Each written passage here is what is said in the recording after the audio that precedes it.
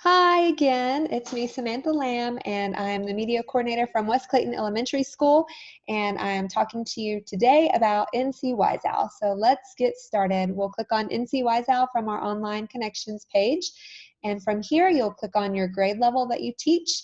I do believe that NCWiseOwl is very versatile for all three levels. I know when I was a media coordinator in the high school, I used it during research projects, and now that I'm in the elementary world, I use it with every single grade, literally kindergarten all the way through fifth. It's my #1 go-to.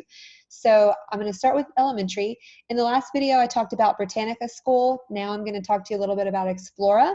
Really, I would encourage you to take a little bit of time to go through all of these and just kind of explore on your own, because there are really so many great resources for different purposes. So I've used fundamentals with the lower grades and the non-readers, but for today's purpose, I'm really just going to stick with Explora and Britannica because I think that they offer a lot and you get kind of more bang for your buck. So let's go to Explora.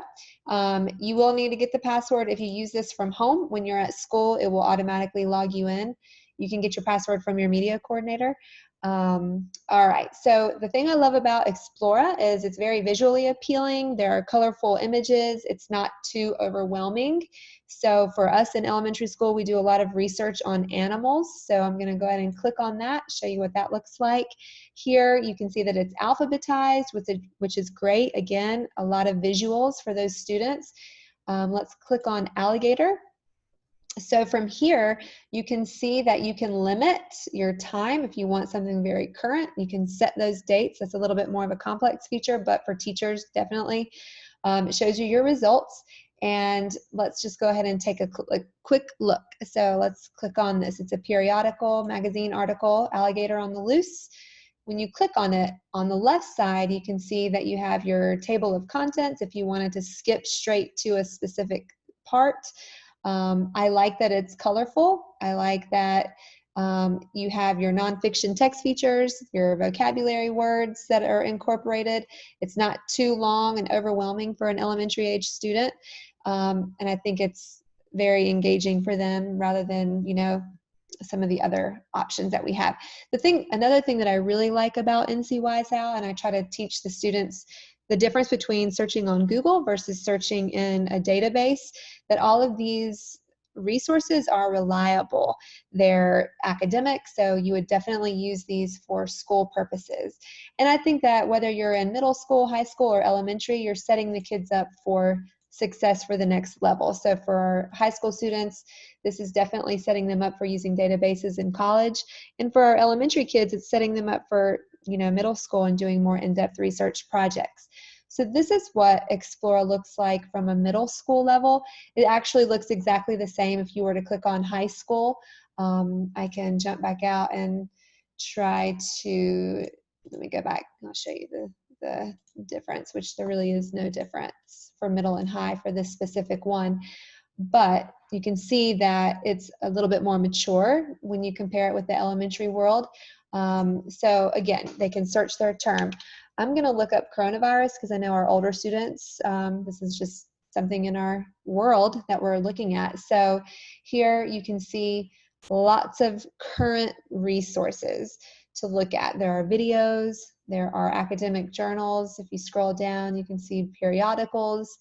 All right, if you click on it, you can, if my computer will do it, see the article. Again, this is much more complex for an older student, but I think it's very age appropriate. On the right side, you see your tools. If you wanted to push this through with your Google Classroom or your Drive, if you wanted to print it, email it, there's a permalink that you can click to share it. And it always has a citation maker built in, which I love when I'm teaching students research.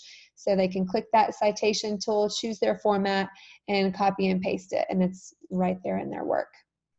So that's the high school. Let's go back to the elementary. I want to show you, if you search coronavirus for the elementary level, the difference in the results. So when I search, I like that it's tailored for a much younger reader. This is a 2-page article from Scholastic News. It's vivid, colorful. I like that it's numbered. I can assign this to students to read a current article and ask them for facts. I can put them into groups. So yeah, there's a lot of tools that you can use. Again, you have your features on the right to share it out to different content, and then on the left you have your table of contents, HTML, or we're looking at the PDF full text. So that's awesome. I love that. A couple other ones. So in the elementary world, we do eBooks, and also in the older levels as well. But if we click on EBSCOhost, so here, this is really great because you can look up different eBooks. And with all of us teaching virtually, this is something that we're all looking for.